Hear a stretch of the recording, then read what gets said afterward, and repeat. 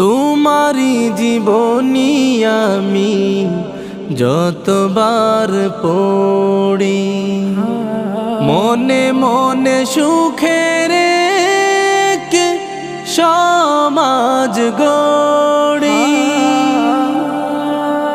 ও তোমারি জীবনী আমি যতবার পড়ি, মনে মনে সুখের এক সমাজ গড়ি। যেখানে থাকবে না দুঃখ যাতনা,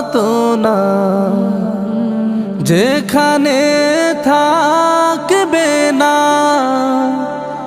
দুঃখ যাতনা, অসহায় মাজলুম রবে সুখী। হে নবী আজ তোমায়